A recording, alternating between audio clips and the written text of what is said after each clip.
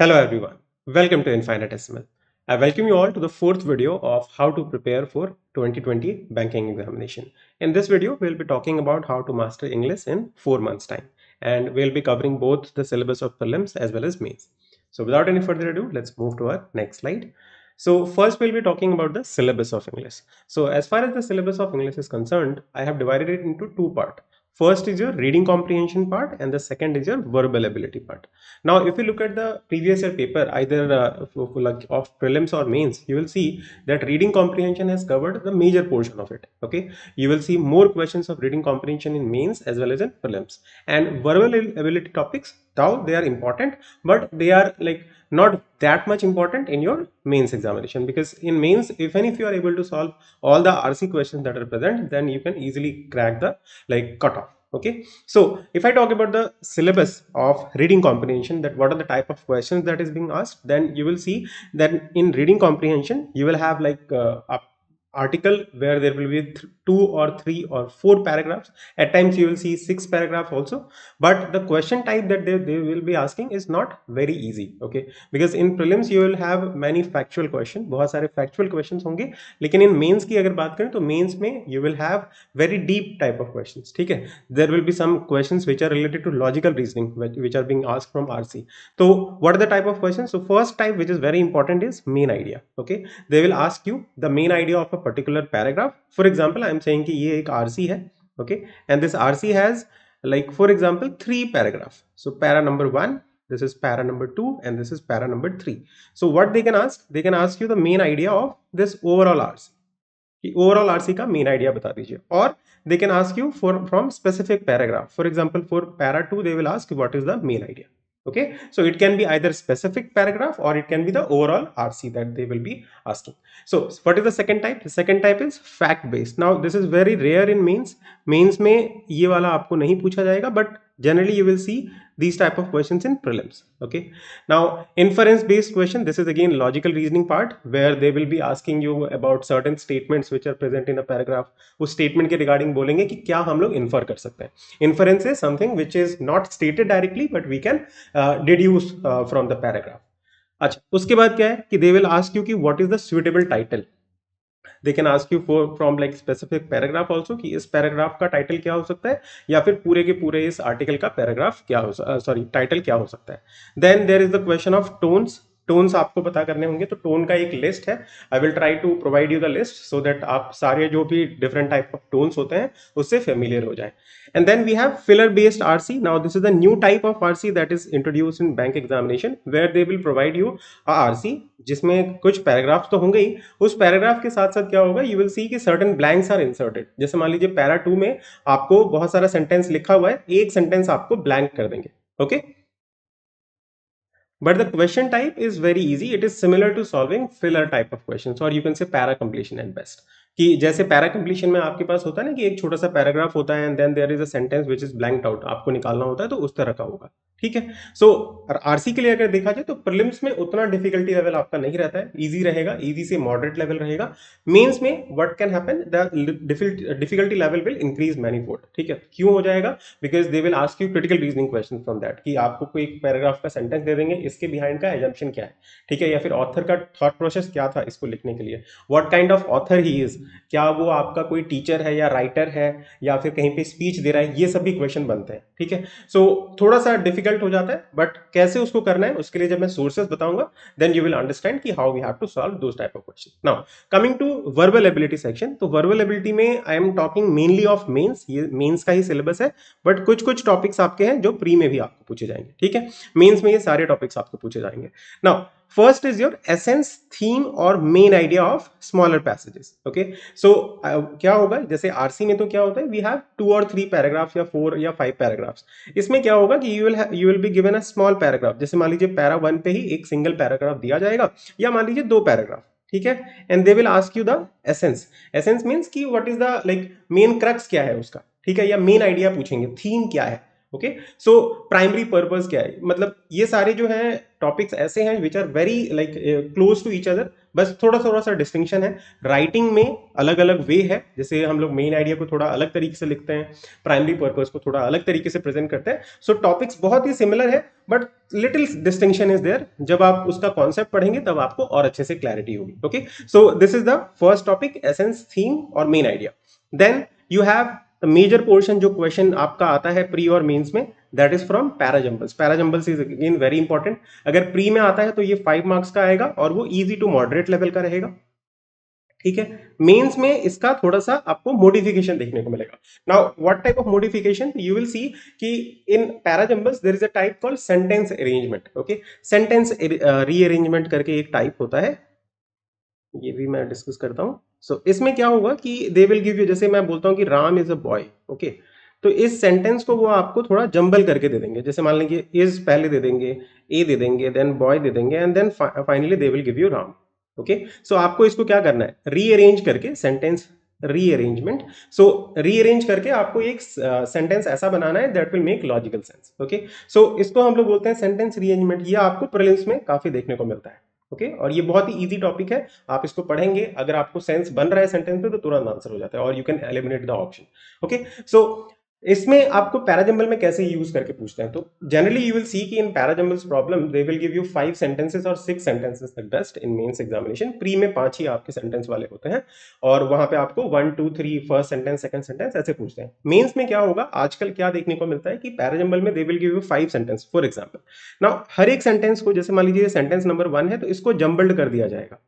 Jumbled in the sense कि जैसे ये जंबल किया है ना मैंने, इज अ बॉय राम, तो वो उसको जंबल कर देंगे आपको। तो आपको क्या करना है, सारे जो आपके 5 सेंटेंसेस थे इस तरह से, इसको तो अरेंज करना ही है। जैसे कि मान लीजिए कि सेंटेंस 3 पहले आता है, ठीक है, उसके बाद सेंटेंस 1 आता है, फिर सेंटेंस 2 आता है, सेंटेंस 4 आता है, देन फाइनली सेंटेंस 5 आता है। This is the correct order. Okay, तो ये करेक्ट ऑर्डर तो निकालना ही है, साथ में आपको क्या करना है, हर एक सेंटेंस जंबल्ड है, हर एक सेंटेंस आपका जंबल दिया हुआ है, तो वो जंबल जो सेंटेंस है उसको भी आपको ठीक करना है। क्लियर, ये हो गया एक टाइप। नाउ पैराजंबल में दूसरा टाइप क्या आता है कि जैसे मान लीजिए कि सेंटेंस 1 जो है आपका, उसमें वो आपको 3 या 4 वर्ड्स, ठीक है, 3 to 4 वर्ड्स को वो आपका बोल्ड कर देंगे, ठीक है, और वो वर्ड्स जो है वो जंबल्ड रहेंगे। इस बार सारे के सारे सेंटेंस, आपका पूरा का पूरा सेंटेंस जंबल्ड नहीं रहेगा, but they will give you 3 और 4 words which will be in bold and they will be jumbled. आपको उसका करेक्ट ऑर्डर निकालना होगा और उसके बाद फाइनली आपको अरेंज करना है। एंड एक और वेरिएशन बन सकता है कि व्हाट दे कैन डू, कि कुछ सेंटेंस, जैसे मान लीजिए सेंटेंस नंबर 3 में उसने जंबल्ड तो किया ही है, साथ में एक ब्लैंक भी दे दिया, ठीक है, डिफिकल्टी लेवल बढ़ाने के लिए, क्योंकि this is mains, so they can experiment, क्योंकि और तो नया टाइप तो निकाल नहीं सकते, तो इसीलिए उन्होंने एक्सपेरिमेंटिंग करना स्टार्ट कर दिया। So they will give you a blank, आपको क्या करना है, पहले आप रीअरेंज करेंगे एंड देन ऑप्शन के बेसिस पे आप लोग करेक्ट ब्लैंक का आंसर क्या होगा वो ट्राई करेंगे फाइंड आउट करने का। सो पैराजंबल इज वेरी इंपॉर्टेंट, इसको बहुत ही अच्छे से पढ़ना पड़ेगा। इसके लिए सोर्स जब बताऊंगा तो उसको अच्छे से फॉलो कीजिएगा। Now another type which is coming from parajumbles only, you can say कि this is the father and this is the son. So odd one out जो है और does not fit the context type of question. Now जब ये कैसे सीखेंगे, तो अगर आपको पैराजंबल अच्छे से क्लियर है तो पैराजंबल आपको क्या सिखाता है कि फ्लो ऑफ आइडियाज कैसे होता है। जब आप कोई स्टोरी लिखोगे तो आप पहले बताओगे ना कि उसमें ये कैरेक्टर है, उसके साथ ये हो रहा है, एंड फाइनली स्टोरी एंड कैसे होती है। So there is a logical flow, coherency is there. Okay, तो same thing will happen in odd one out also, कि आपके पास सारी चीजें रहेंगी। जैसे मान लीजिए कि मैं 5 सेंटेंसेस आपको देता हूं, 5 सेंटेंस में this is A B C और डी एंड ई। ओके, वो बोलेंगे कि these 5 sentences are there, one of the sentence is odd, मतलब वो कॉन्टेक्स्ट में या फिर जो भी हम बात कर रहे हैं उससे मिलता जुलता नहीं है। आपको वो निकालना है कि कौन सा सेंटेंस आउट ऑफ कॉन्टेक्स्ट है, जो फिट नहीं होता है। तो आप जब पढ़ोगे, जब पैराजंबल आपने किया है या फिर आप रीडिंग बहुत अच्छा करते हो, बहुत ज्यादा टाइम से कर रहे हो, तो यू विल अंडरस्टैंड कि how things are written, how different writer tend to write और present their ideas to the reader. So आप जब आपको ये चीज क्लियर होगी, इसीलिए बोला जाता है कि रीडिंग इज वेरी इंपॉर्टेंट। सो जब आप रीड करोगे तो यू विल अंडरस्टैंड कि यस ए बी डी और ई जो है फॉर एग्जाम्पल, ये सब जो है एक चीज के बारे में बात कर रहे हैं और उनके बीच में कोई एक आपका ऑर्डर रहेगा।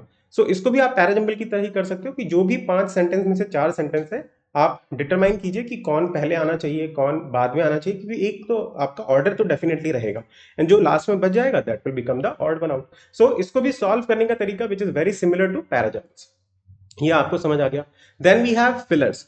फिलर्स जो है आपके दो तरीके के आते हैं। ये आपको मेंस में नहीं पूछा जाएगा, ठीक है। ये ऑड वन आउट जो है मेंस में पूछा जाएगा, प्री में नहीं आता है, ये ध्यान रखना है। फिलर्स की बात करें तो fillers we have like two types.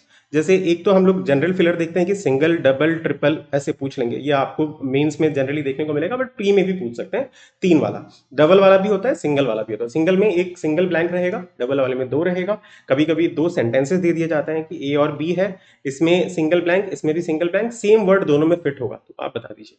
या फिर दो दो ब्लैंक दे देंगे और बोलेंगे कि ऑप्शन ए ऑप्शन बी, इसमें कोई एक वर्ड, इसमें एक कोई वर्ड आपको दिया जाएगा, आपको बताना है कि दोनों वर्ड इसी ऑर्डर में कौन से दो ब्लैंक को फिट करेंगे, ठीक है। तो वो भी आपका डबल फिगर हो गया, या ट्रिपल में क्या होगा, तीन हो जाएगा। Now there is another type where there will be a paragraph, जिसमें कुछ कुछ वर्ड्स आपके ब्लैंक्ड आउट रहेंगे, या फिर वर्ड में गलत वर्ड दिया होगा, आपको करेक्ट वर्ड निकालना है, and that will become the cloze test. तो क्लोज टेस्ट भी आप ऐसे नहीं सोचना है कि this is another type, this is like filler based question in a paragraph. इसमें एक सिंगल सिंगल सेंटेंस मिलता था, यहाँ पे पैराग्राफ मिला, तो ये बहुत आसान रहता है। क्यों? क्योंकि जब आपको ज्यादा इंफॉर्मेशन मिलेगा पैराग्राफ के टर्म्स में, तो you will understand more about the topic जो आपको दिया गया है। And once you have a good understanding about the topic, then आप ब्लैंक खोजने में आसानी रहेगी। और उसमें क्या होता है कि जब आप रीड करते हो ना, रीडिंग में किस तरह से टिपिकल यूसेज क्या होता है, जनरली आपने क्या देखा है कि कैसे यूज होता है, उस सब के बेसिस पे ऑप्शन बहुत जल्दी एलिमिनेट कर सकते हैं। और हमेशा याद रखिएगा कि जब भी फिलर के क्वेश्चन करते हैं, तो जो जनरली आप देखोगे जब आप रीडिंग कर रहे हो, जाता हिंदू रीड कर रहे हो या एऑन रीड कर रहे हो या इकोनॉमिक्स कहीं से भी रीड कर रहे हो, जो जनरली आपको देखता है वर्ड की, ये ज्यादा वर्ड यूसेज में दिखने को मिलता है। और जैसे मान लीजिए कि दो ऑप्शन है ए और बी, ये जनरल वर्ड है, ठीक है, जो आपको जनरली जब आप पढ़ते हो कहीं पे भी रीड करते हो इस वर्ड को, तो आपको दिखता है कि ये बहुत ज्यादा यूज होता है। और एक रेयर वर्ड दिया हुआ है, ठीक है, ब्लैंक के लिए, जैसे मान लीजिए दिस वाज द ब्लैंक, तो इन दोनों में से किसको सेलेक्ट करना है, जनरल वर्ड को हमेशा। तो ये सब चीजें थोड़ा थोड़ा छोटी छोटी चीजें हैं, वो आपको ध्यान रखनी है, जिसके बेसिस पे आपको क्वेश्चन सॉल्व करना होता है। Now next one is your vocabulary based question, where what will happen कि आपको या तो एंटोनिम सिनोनिम पूछ लेंगे, जैसे एक वर्ड दे दिया आपको, उसका एंटोनिम बताइए कि ऑप्शन में से कौन सा होगा, या फिर सिनोनिम कौन सा होगा वो बता दीजिए, ये बोल देंगे। या फिर आपको क्या बोला जाएगा कि एक वर्ड है, जैसे मान लीजिए कि for example temper, okay, temper का एक सेंटेंस दिया जाएगा जिसमें टेम्पर वर्ड यूज हुआ होगा, देन दूसरा सेंटेंस दिया जाएगा उसमें भी टेम्पर यूज हुआ है, तीसरा सेंटेंस दे दिया जाएगा जिसमें भी टेम्पर यूज हुआ है। आपको बताना है कि कौन से सेंटेंस में टेम्पर का करेक्ट यूसेज है। तो इसके लिए क्या होगा, वोकैबुलरी आपको अच्छी रखनी पड़ेगी। इसीलिए रीडिंग करते हैं तो हम लोग बहुत सारे नए वर्ड से रूबरू होते हैं, and we have to enhance our vocabulary. और कई बार ऐसा होगा कि अब आपको एक बहुत ही फॉरेन वर्ड मिल जाएगा जो आपने कभी पढ़ा नहीं है, तो उसमें कोई चांस नहीं लेना है, ठीक है। अगर आपको सेंटेंस से पता चलता है, कभी कभी क्या होता है कि सेंटेंस से भी हम मीनिंग निकाल सकते हैं ना। मैं आपको बताऊंगा अभी थोड़ी देर के बाद एक एग्जांपल, जहां पे हम लोग सेंटेंस के हेल्प से, even though I won't be knowing the meaning, exact meaning क्या है, बट उसके आसपास वाले मीनिंग निकाल सकता हूँ। तो आपको अगर या तो एक तरीका है कि आप उसको छोड़ दीजिए, क्योंकि आपको एक वर्ड ऐसा मिल गया है जैसे मान लीजिए कि उसका मीनिंग ही नहीं पता है, तब तो आप उसको स्किप कर सकते हैं। और you can do what, you can try to find out कि इसका मीनिंग अगर यहाँ पे वर्ड का ये है, इस सेंटेंस में ये वर्ड इसका क्लोजेस्ट मीनिंग है, तो सेकंड में भी वही होना चाहिए, थर्ड में भी वही होना चाहिए। तो उसके बेसिस पे you will try to answer it, okay. Now next जो टाइप मैं आपको बोल रहा था कि फिलर का ही नेक्स्ट टाइप है, दैट इज पैरा कंप्लीशन। यहाँ पे क्या था, सिंगल वर्ड आपको देखना था, या टू वर्ड्स या थ्री वर्ड्स, यहाँ पे एक पैराग्राफ होगा, उसमें एक सेंटेंस आपको बताना है, सेंटेंस फिल करना है एक तरह से, क्लियर। सो ये भी आपका सिमिलर है। पैरा जंबल जब आप करते आ रहे हैं, जब एसेंस आपने पढ़ा है, ऑड वन आउट पढ़ा है, तो यू अंडरस्टैंड कि पैरा लिखा कैसे जाता है, ओपनिंग सेंटेंस किस तरह के होते हैं। Opening sentence are always general in nature. तो अगर मान लीजिए कि कोई सेंटेंस आपको, कोई पैराग्राफ दिया जाता है जहां पे पहला सेंटेंस आपका क्या है, ब्लैंक में दिया हुआ है, ये ब्लैंक है, तो आप ऑप्शन से कौन सा ऑप्शन चूज करोगे, जो स्पेसिफिक होगा उसको नहीं चूज करोगे, क्योंकि ये स्टार्टिंग सेंटेंस है ना, तो स्पेसिफिक नहीं हो सकता, it has to be a general sense, broad sense में बात होनी चाहिए। क्योंकि जब आप स्टार्ट करते हो कोई टॉपिक को, तो ब्रॉड सेंस में बात करते हो। जैसे अभी मैंने इस वीडियो की ही बात करते हैं, तो स्टार्टिंग में आई टोल्ड यू कि how to master, okay, English. ना उसके बाद मैं क्या आया हूँ, स्पेसिफिक डिटेल पे आया हूँ कि रीडिंग कॉम्प्रिहेंशन आता है, वर्बल एबिलिटी आता है, तो specific things come later on in the passage, and starting में जनरल वे रहेगा, ओके। नाउ उसके बाद जो टॉपिक है that is your connectors. So connectors and phrase replacement, इसके लिए आपको फ्रेजेस एंड जो इडियम्स है उसका पीडीएफ होगा कहीं पे, आप गूगल में सर्च कीजिए, you will get to many PDF. कोई भी एक पीडीएफ लीजिए, उसको अच्छे से रिवाइज कीजिए। ऐसा नहीं है कि आप एक ही बार में उसको पढ़ोगे और सारी चीजें याद हो जाएंगी, you have to gradually do it, okay. जैसे डेली आप क्या करोगे, 5-6 वर्ड्स ले लीजिए, फ्रेजेस ले लीजिए, उसका मीनिंग देखिए क्या होता है, और कुछ अगर नया है, बहुत सारे वर्ड्स आपको ऐसे ही जब रीडिंग करते हो तो मिल जाता है, फ्रेजेस वगैरह, बट कोई अगर स्पेसिफिक है और आपको लगता है कंफ्यूजन है तो नोट इट डाउन और उसको रेगुलर बेसिस पे रिवाइज करेंगे। जैसे मान लीजिए 200 फ्रेजेस अगर आप ध्यान से मतलब पढ़ लेते हो अच्छे से और उसको रिवाइज कर लेते हो तो आपको कोई प्रॉब्लम नहीं होगी इस वाले सेक्शन में, ठीक है। क्योंकि मेंस में प्री में हो सकता है, क्योंकि प्री में आपको डायरेक्टली मीनिंग पूछ लेते हैं। मेंस में what will happen, they will provide you a sentence जिसके अंदर एक फ्रेज रहेगा, ठीक है। तो उस सेंटेंस के बेसिस पे फ्रेज का मतलब निकाल सकते हैं हम लोग, तो वो चीज वहां पे हेल्प करती है। कनेक्टर्स में क्या होता है कि connectors is like you have to connect two sentences using connectors. जैसे मान लीजिए एंड है, एंड इज अ कनेक्टर जो क्या करता है, सिमिलर चीजों को आपका ऐड करता है। जैसे मैंने बोला कि Ram is a boy and he likes chocolate, okay. So similar चीजें हैं, राम पॉजिटिव पॉजिटिव, अगर ये पॉजिटिव सेंटेंस है तो पॉजिटिव सेंटेंस को ही ऐड करेगा एंड आपका, अगर ये नेगेटिव है तो नेगेटिव करेगा, ओके। बट जब हम लोग यूज करते हैं, but is also connector, but this is use to add two contrasting sentence. But कब यूज करते हो, जो अब एक चीज आपने बोला, ठीक है, जैसे अगर ये पॉजिटिव बात कर रहे थे तो बट लिखने के बाद अब आप नेगेटिव बात करो, है ना, सो कॉन्ट्रास्टिंग सेंस बनता है, तब हम लोग बट यूज करते हैं। वाइल है आपके पास, ठीक है, बहुत एडिशनली बहुत सारे वर्ड्स हैं। सो कनेक्टर्स का एक लिस्ट होता है, वो आप सर्च कीजिएगा तो आपको मिल जाएगा, वहां से आप उसको पढ़ सकते हैं, okay. Next is your sentence insertion. Then आपके sentence insertion is similar to you can say para completion, okay. अच्छा, इडियम्स तो मैंने आपको ऑलरेडी यहाँ पे बता दिया फ्रेज रिप्लेसमेंट में। एंड मिसलिनियस क्वेश्चन, ना मिसलिनियस क्वेश्चन में क्या होगा कि they will give you combination of topics, जैसे मान लीजिए पैराजम्बल्स, फिलर्स, जैसे मैंने आपको बोला वो सारे, ठीक है। And finally we have errors. तो एरर्स के लिए आपको मैं बोलूंगा कि देखो ये एसएससी नहीं है where they will ask you like very hardcore rules of error, क्योंकि वहां पे बहुत ही अलग टाइप का क्वेश्चन होता है। जो बैंक में क्वेश्चन पूछे जाते हैं दैट इज वेरी डिफरेंट, उसमें कॉन्टेक्चुअल बेसिस पे ज्यादा होता है। यू विल सी की more of questions where they will give you error in like adverbs, या एडजेक्टिव गलत यूज कर दिया गया, या फिर सुपरफ्लुअस वर्ड्स आपके यूज किए गए हैं जिसकी वजह से एरर आ रहा है, तो वो सारे वर्ड्स के बेसिस पे आपको एरर होते हैं। हार्डकोर रूल्स पे बहुत नहीं जाता है कि ये रूल ये मॉडल के बाद ये आना चाहिए, वो सब चीजें यहाँ बैंक में उतना ज्यादा नहीं चलता है, ठीक है। That is relevant but not that relevant. So इसको कैसे यूज करना है, तो सोर्सेस में इसका यहीं पे बता देता हूं। So if you are like trying to do good in error, तब आप क्या कर सकते हो, there is a PDF where there is 150 rules, ठीक है, of grammar. And I should not shy away from taking the name of the educator who had given this rule.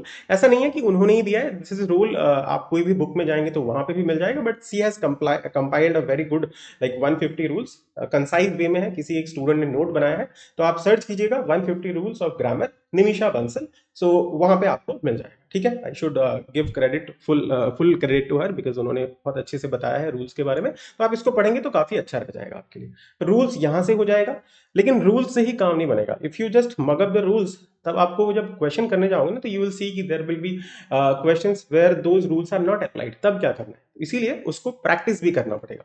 So for practice I will give you source, रुकिए मैं इसको rough कर देता हूं एक बार क्योंकि बहुत ज्यादा लिख दिया है। So first I told you कि एरर के लिए आपको क्या करना है, तो 150 रूल्स वाला PDF, okay. And second is आपको objective English, objective English grammar by SP Bakhsh, okay. इसको आप क्या करेंगे, अच्छे से यहां से एक्सरसाइज प्रैक्टिस करेंगे। इसके रूल्स वगैरह नहीं देखने, यहां से रूल आपने देख लिए, इसके एक्सरसाइज पे आइए। एक्सरसाइज में आपको देखिए कि रूल आपने जो पढ़ा था उसका यूसेज हो रहा है, अगर कुछ गलत होता है तो उसका सोल्यूशन देख लीजिए, ठीक है। वो करना है, दोनों जगह से रूल नहीं करना है, एक जगह से रूल कीजिए and then after this come here. अब कब करना है, कब इस बुक को फॉलो करना है, तो जब आपने ऑलमोस्ट मान लीजिए 50 से 60 रूल्स पढ़ लिए हैं, ठीक है, आपको मगअप हो चुका है माइंड में, यू अंडरस्टैंड कि कैसे कैसे चीजें चलती हैं, उसके बाद ही आइएगा, ठीक है। ऐसा नहीं कि आपने 5-6 रूल पढ़ा एंड उसके बाद आगे फिर डिमोटिवेट हो गए कि यार बन ही नहीं रहे, क्या फायदा हुआ इस, ठीक है। सो सोर्स से थोड़े से कम रखने हैं, इतने से काम हो जाएगा आपका, तो ये वो हो गया। Now coming to the other sources, okay, मैं यहीं पे सोर्स वगैरह सारी चीजें बताता हूं, उसके बाद हम लोग वेटेज वगैरह की बात आगे करेंगे। So if I talk about the sources की सोर्सेस हमें क्या फॉलो करने चाहिए, तो first is your Sujeet Kumar book, okay, Sujeet Kumar, ठीक है, वर्बल एबिलिटी करके बुक का टाइटल है, आप लोग गूगल पे सर्च करेंगे तो यू विल गेट इट, ठीक है। सो सुजीत कुमार की दो मतलब कैटेगरीज में, वो बुक जो है उसको दो पार्ट में डिवाइड कर सकते हैं। एक है वर्बल एबिलिटी सेक्शन, ठीक है, and second is your RC section. Okay, so आपको क्या करना है कि स्टार्टिंग से ही आपको आरसी की प्रैक्टिस करनी है, because this is very important. So RC का प्रैक्टिस आप स्टार्टिंग से ही करेंगे। उसके फर्स्ट पेज, जो आरसी का सेक्शन जहां से स्टार्ट होता है, उसके फर्स्ट पेज से स्टार्ट कीजिए आप। आई नो कि मैंने ये बहुत बार बोला है, but student don't tend to follow. अगर आप अच्छे से फॉलो करेंगे तो डेफिनेटली आपको रिजल्ट मिलेगा, एल्स यू विल फील कि यार फिर से वही हाल हो रहा है जो लास्ट ईयर हुआ था। इफ यू आर लाइक थोड़ा सीरियस है and if you want change कि हाँ इस बार मुझे इंग्लिश का स्कोर जो है 1 डिजिट में नहीं, 1 से ज्यादा डिजिट में चाहिए, तो आपको ये सब चीजें करनी पड़ेंगी, ठीक है। एंड बाकी बच्चे करते हैं, उन्होंने पढ़ा है, तो उसका अच्छा फायदा होता है उनको। सो फर्स्ट पेज से आप स्टार्ट कीजिए, जो आरसी में बोला गया है वहां पे मान लीजिए कि आपको उसमें कुछ एक्स्ट्रा इन्फॉर्मेशन नहीं मिल रहा है तो कोई बात नहीं, रीडिंग ही तो हो रही है ना, रीडिंग में तो काम आ रहा है ना आपका। तो आप पहले पैज से करना स्टार्ट करेंगे, वहां पे जो आरसी दिए हुए हैं वो आप आरसी प्रैक्टिस कीजिए, ग्रेजुअली उसका पूरा का पूरा पोर्शन जो है वो खत्म करने की कोशिश करेंगे।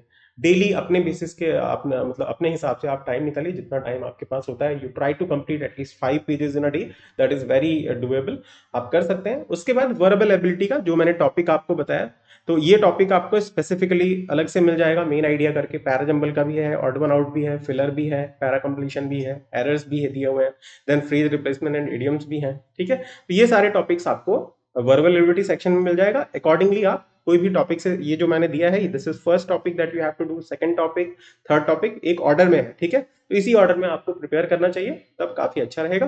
बाकी जैसे कनेक्टर्स हैं आपके पास, सेंटेंस इंसर्शन है, ठीक है, ये सब के लिए आपको मॉक टेस्ट में इसके क्वेश्चंस मिल जाएंगे, या अगर आपको कहीं से पीडीएफ मिलता है, ठीक है, आप गूगल पे सर्च कर लीजिए। जस्ट क्या कीजिएगा, जैसे for example you right sentence insertion for banks, okay, हमेशा बैंक्स ऐड कर दीजिएगा, तो आपको बैंक के रेलिवेंट जो मटेरियल है वही मिलेंगे, जैसे कनेक्टर्स फॉर बैंक। एंड उसी पीडीएफ को डाउनलोड करना जिसमें कम से कम जैसे 100-200 क्वेश्चन आपके कनेक्टर्स के हों, उसी को। ऐसा नहीं कि 10 पीडीएफ डाउनलोड कर लिया और फिर पढ़ा किसी को भी, that should not be done. So ये हो गया 2 सेक्शन। एंड उसके बाद जो सेकंड सोर्स है, that is your Aristotle RC 99, okay. ये सोर्स आपको फॉलो करना है, this is solely for RC purpose, ठीक है, आरसी के लिए है। अब इसमें जाओगे तो टोटल 99 आरसी दिए हुए हैं, तो टुवर्ड्स द एंड जब आप इसके लास्ट वाले आरसी देखोगे तो you will feel very lost कि यार ये क्या हो रहा है, तो ये कुछ नहीं समझ आ रहा है उस पर, ठीक है। तो you don't have to do all those RCs, 99 नहीं करने की जरूरत है। ये 3 पार्ट्स में डिवाइडेड है, 33 plus 33 plus 33, okay. Now this is easy level, ठीक है, ये मॉडरेट लेवल है और ये एडवांस लेवल है। Advance level is for GMAT, तो उसलिए इसको आप स्किप भी कर सकते हैं, ये नॉट रिक्वायर्ड।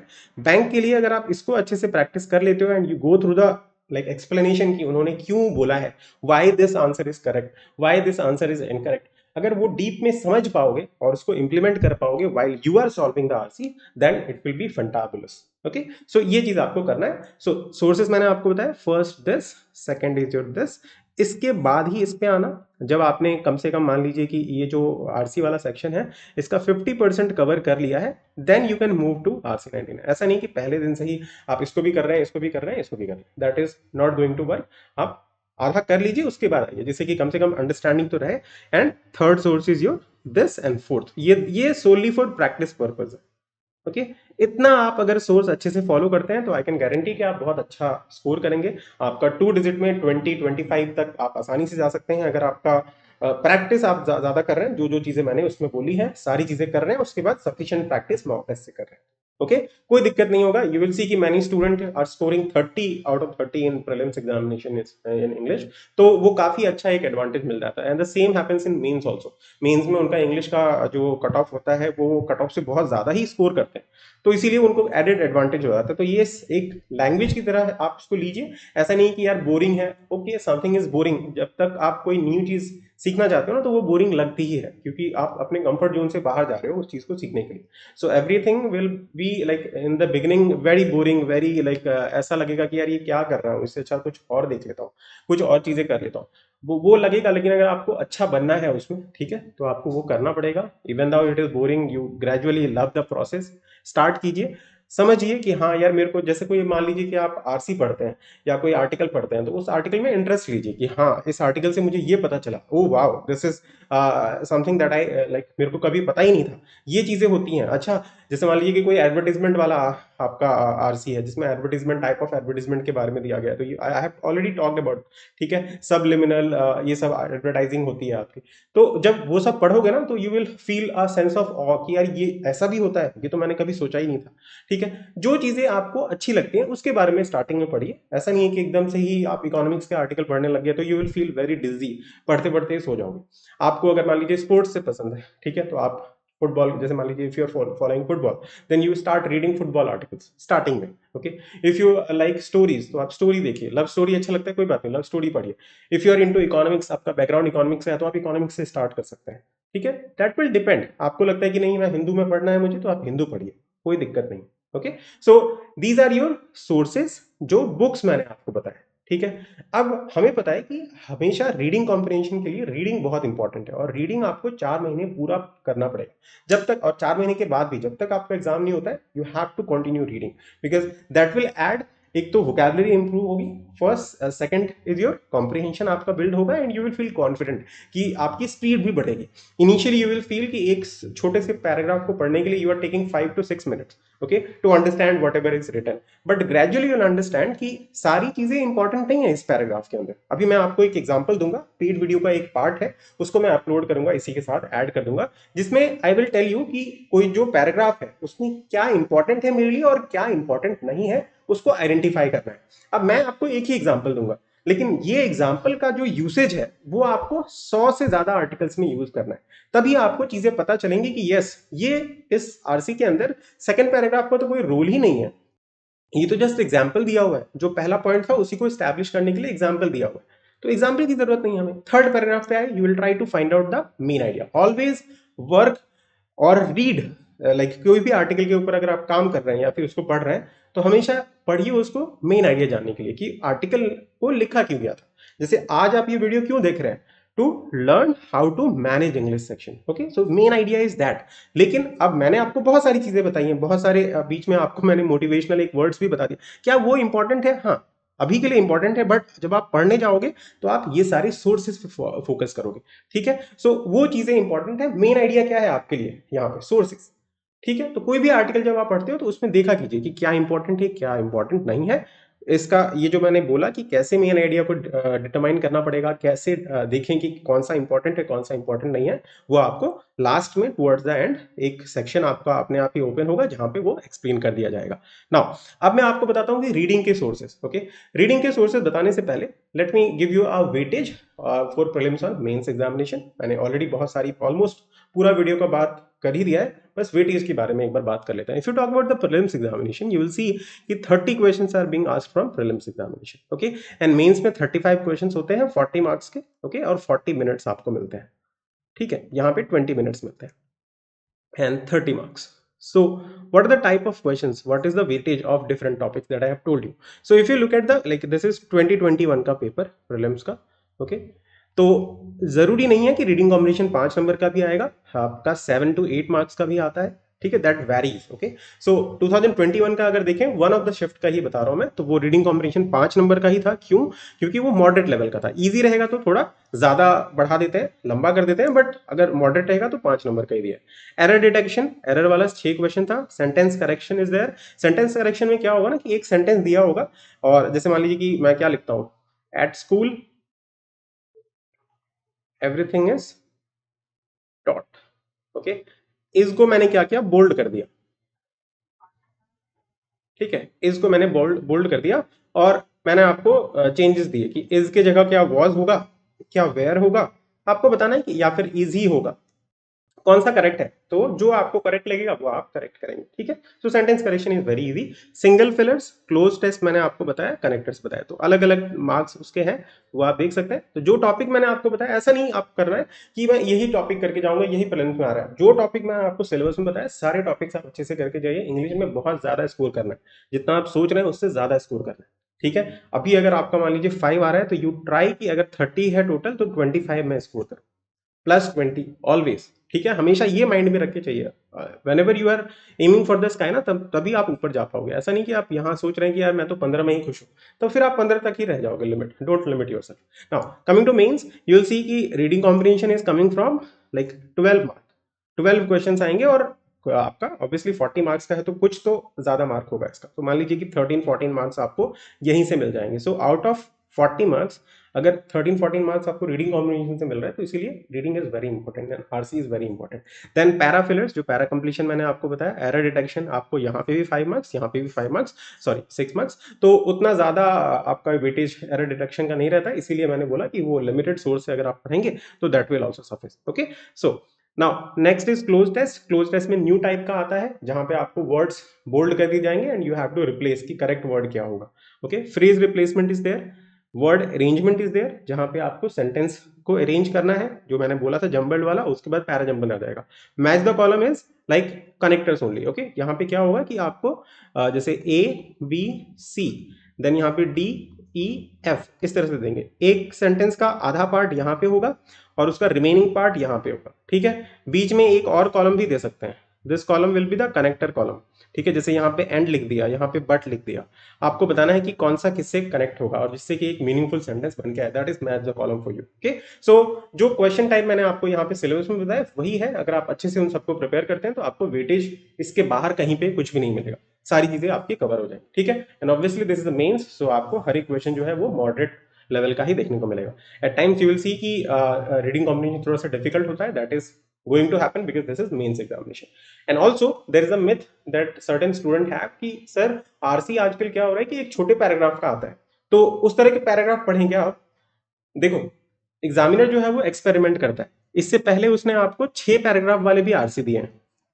ठीक है, आरसी विद 6 पैराग्राफ्स। अब आपको वो क्या कर रहा है मेंस में कि एक सिंगल पैरा दे रहा है, तो पहले आपने 6 पैरा पढ़ा, तो 6 पैरा देखा एग्जाम में, तो आप बच्चे क्या करने लग गए, लेंदी आरसी को प्रिपेयर करने लग गए।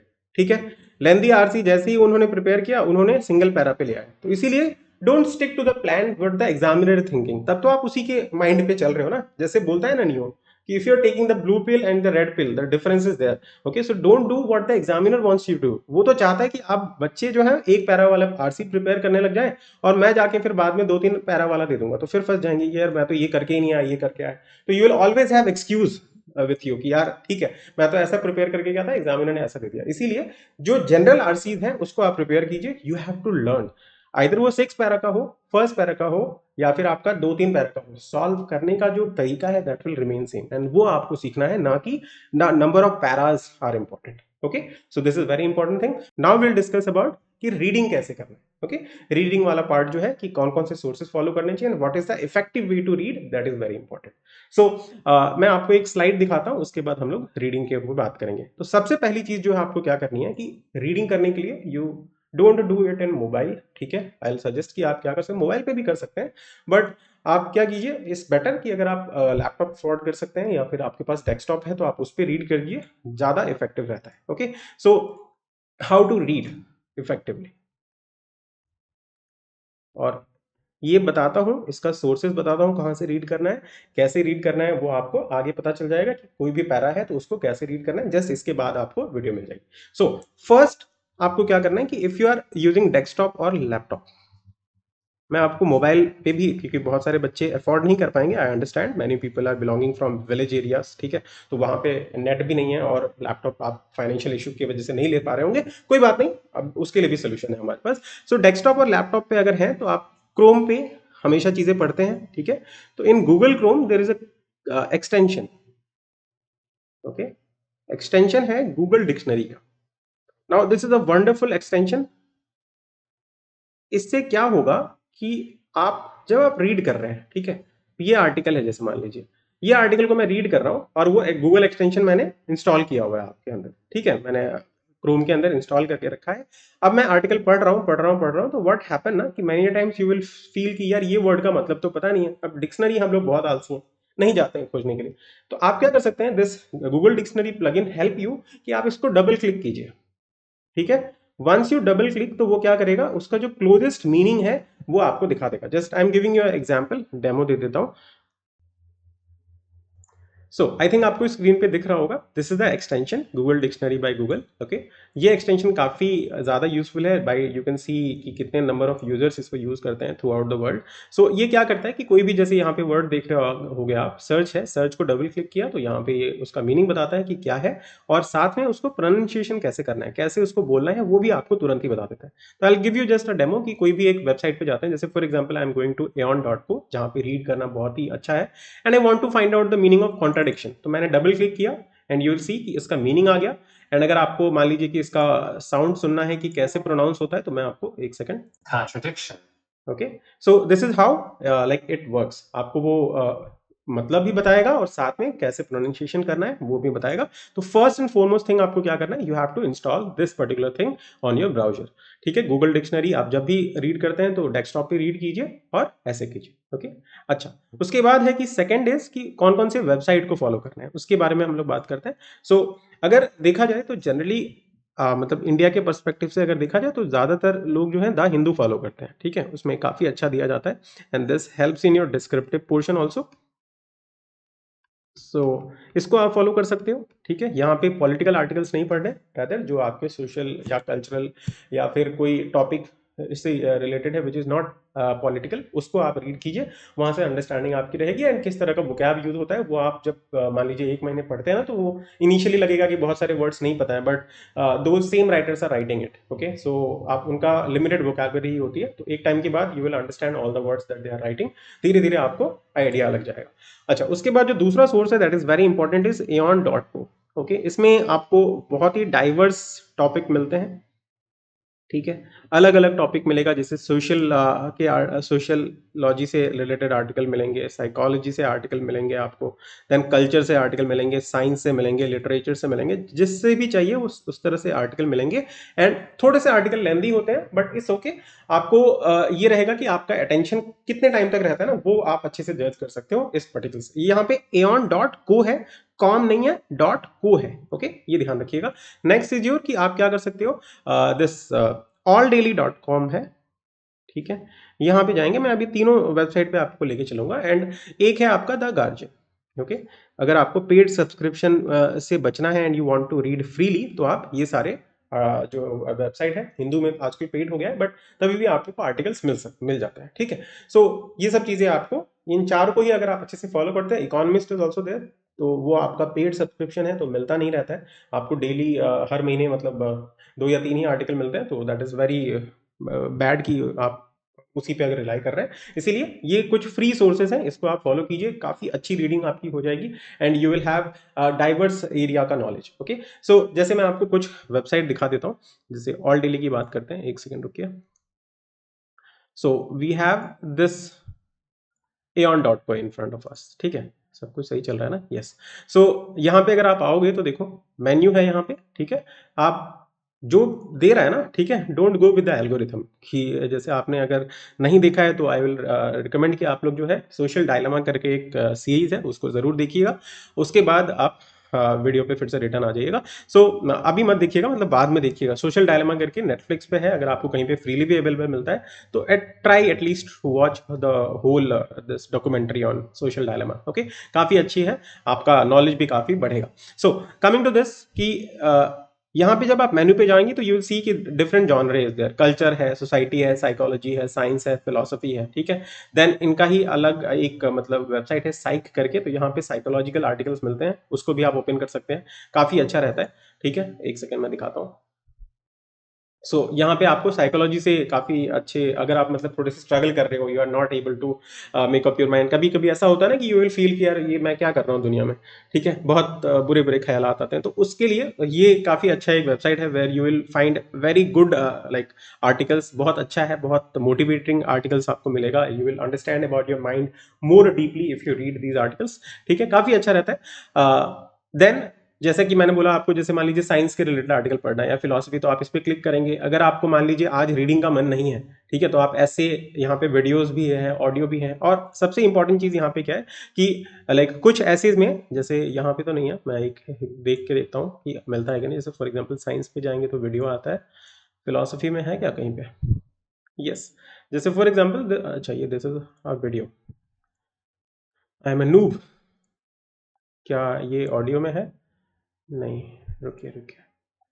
आज तो हाँ, जैसे ये वाला ऑडियो में है, ठीक है। जैसे मैं इसको पढ़ना चाहता हूँ, for example philosopher zombie, and रात को पढ़ना चाहता हूँ। आई डोंट वांट कि यार मैं दिन में पढ़ नहीं पाया, आज बहुत ही बुरा फील कर रहा हूँ कि I didn't complete my reading वाला जो एक्सरसाइज टुडे। तो what you can do, you can come here and you can click on this, listen here, ठीक है। तो व्हाट विल हैपन कि ये आपको रीड करके बताएगा। As flawed as the infamous zombie thought experiment is, it does demonstrate one thing. Physics alone can't explain consciousness. From Aeon magazine, read by Sean Kristen, Form Syria, read by Chalmers. In his 1996 book, The Conscious Mind, he wants the reader to consider his zombie twin.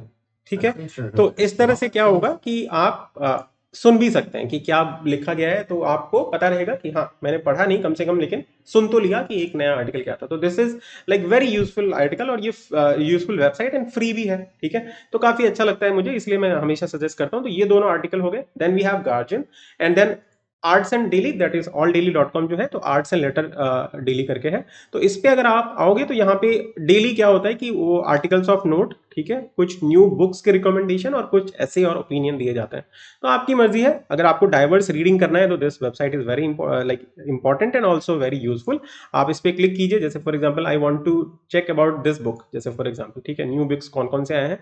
तो मार्च 1 पे जैसे ये आप article आया, अगर आपको आज पढ़ना है कि चलो आज देखते हैं कुछ नया पढ़ के, तो ये क्लिक ऑन दिस, ठीक है, ये आपको उसके वेबसाइट पे ले जाएगा, वेबसाइट पे आप उसको पढ़ सकते हैं, ठीक है। सो अलग अलग वेबसाइट्स का बहुत अच्छे अच्छे आर्टिकल्स, बहुत अच्छे अच्छे एसेस ये आपको प्रेजेंट करता है, तो अकॉर्डिंगली आप कर सकते हो। बाकी अगर आपको मतलब मान लीजिए कि मैगजीन्स देखना है कि और कौन कौन से वेबसाइट, मैं जैसे आपको बताया वहाँ पे आपको मज़ा नहीं आ रहा है, then you can go for like, यहाँ पे मैगजीन वाला सेक्शन है, यहाँ पे आइए, यहाँ पे you can go for like अलग अलग मैगजीन्स हैं, ठीक है। किसी एक पे क्लिक कीजिए, जो जैसे वॉटसन रिव्यू है, बहुत ही अच्छा है, ठीक है, यहाँ पे आप जाके पढ़ सकते हैं। इसके भी आर्टिकल्स फ्री ही मिलते हैं ज़्यादातर, ठीक है, जैसे बिगिनिंग ऑफ फेयर सिटीजनशिप, तो इसके बारे में अगर आपको आज जानना है फॉर एग्जाम्पल, यू रीड, ठीक है।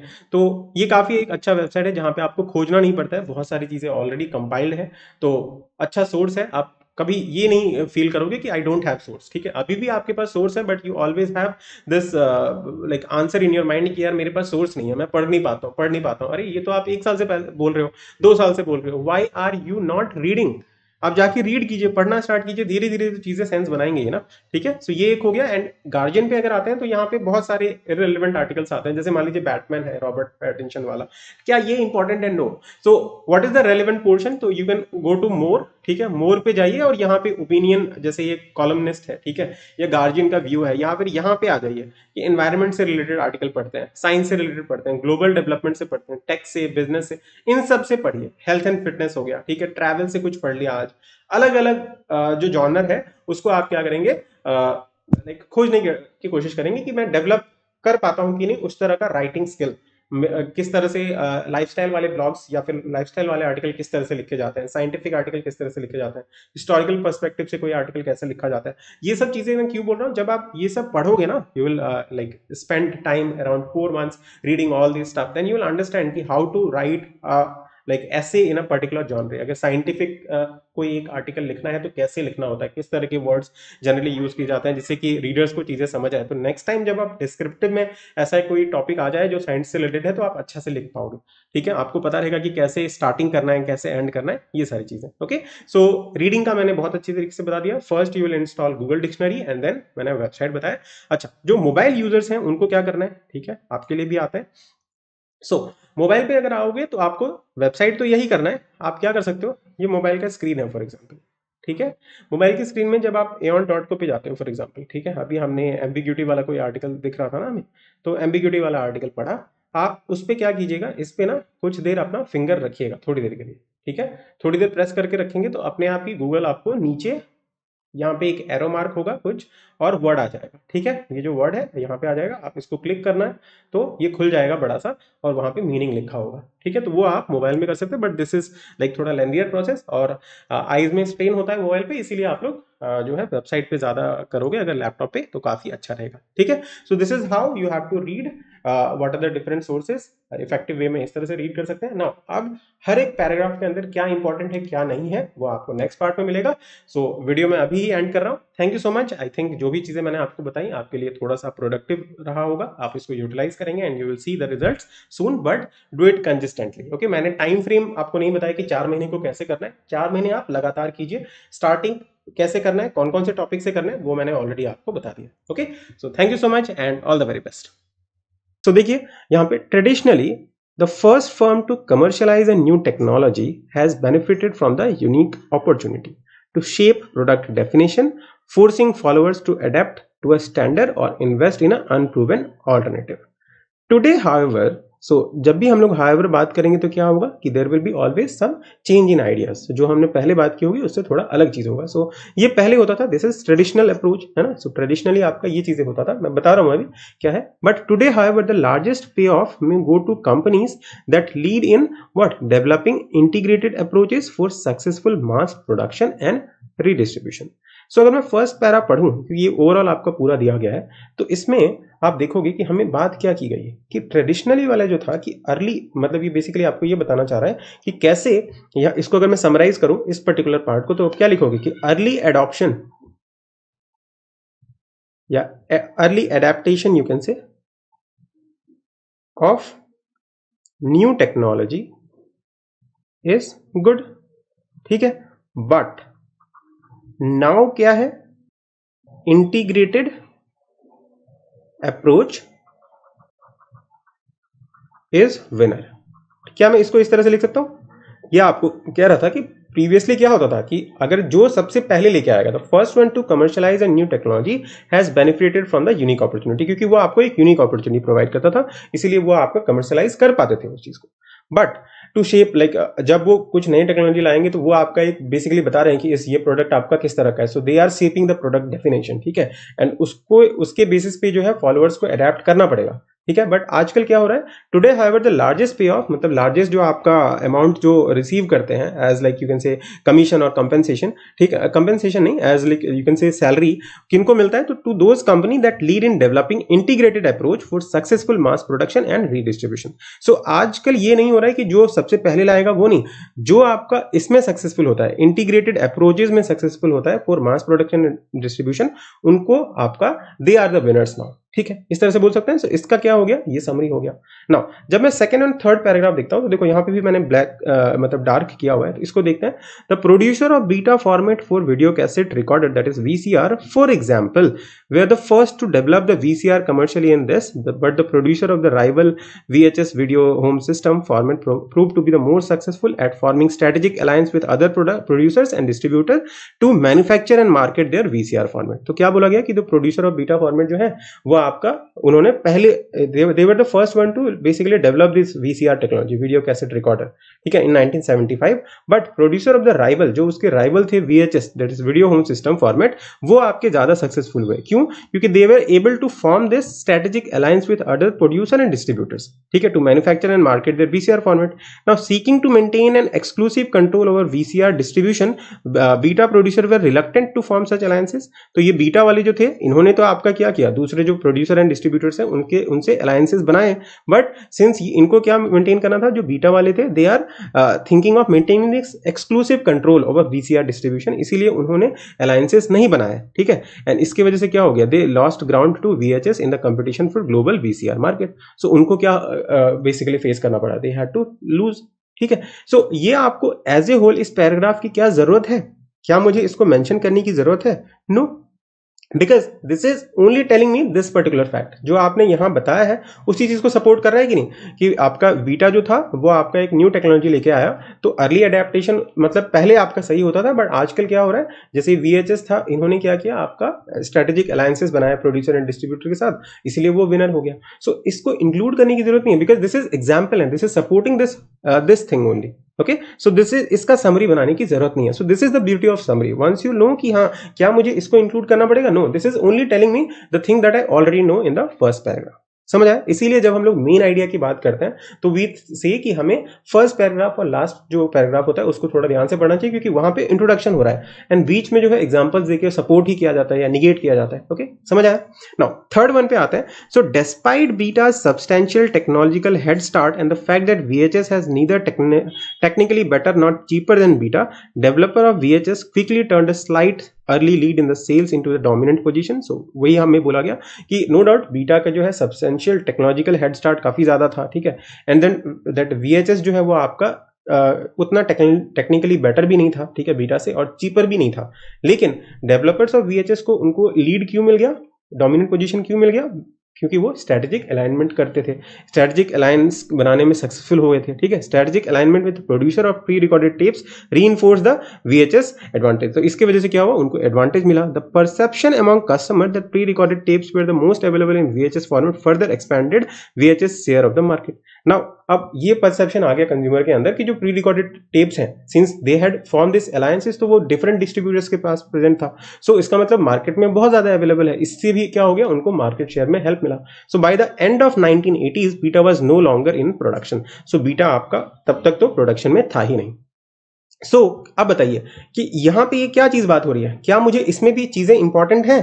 तो यस यू कैन से, ठीक है, इंपॉर्टेंट है, लेकिन मोर और लेस यू कैन से कि these are what example of, इसको अगर मैं समरी 1 बोलता हूं फॉर एग्जांपल, तो समरी 1 का ये एग्जांपल था, एग्जांपल ऑफ समरी 1, ठीक है। And this is also in one way it is suggesting कि हाउ आपका जो है, अगर टेक्नोलॉजिकली आप बेटर भी होते हो या फिर चीपर भी नहीं होता, तब भी आपका काम हो जाएगा, आपको एक एडवांटेज मिलेगा, ठीक है। सो ऑल इन ऑल अगर मैं मान लूं कि इस पैसेज की बात करूं कि ये पैसेज का रोल क्या है, तो वी विल से कि it is like supporting this idea, supporting the idea that how that alliance वाला या फिर strategic alliance वाला approach जो था आपका, that was good, ठीक है। स्ट्रेटेजिक अलायंस वाला जो अप्रोच है वो आपका कैसे अच्छा है, उस चीज को ये प्रूव कर रहा है, तो उसको भी मोर और लेस मुझे इंक्लूड करने की जरूरत नहीं है। सो मेरा क्या हो गया, यही मेन इंपॉर्टेंट पार्ट हो गया समरी का, समझ आया? तो ये चीज हो गई। अच्छा, अगर मैं आपको इसमें पूछूं कि what is the main idea, for example इसका मेन आइडिया क्या होगा, तो मेन आइडिया को लिखने के लिए हम लोग क्या करेंगे, अर्ली अडेप्टेशन ये नहीं लिखेंगे, बेटर वी विल से कि इसका प्राइमरी पर्पस या मेन आइडिया की अगर बात करें तो we are illustrating a business strategy by means of a case study. ये केस स्टडी है कि नहीं, यहां से यहां तक की केस स्टडी है ना, कि कैसे आपका बीटा फॉर्मेट जो है वो आपका लूज हो गया, ठीक है, no longer in production now, but जो दूसरा उसके राइवल थे due to this strategic alliance they are now in the business. Okay, so हमें यहां से पता चल गया कि this is a case study. अब ये केस स्टडी हमने क्यों यूज किया है, in order to illustrate a particular business strategy, कि अलायंस वाला काम करता है और बाकी early adaptation of the new technology वो आपका काम नहीं करता है इन लॉन्ग रन, समझ आया? तो वो आपका मेन आइडिया हो जाएगा।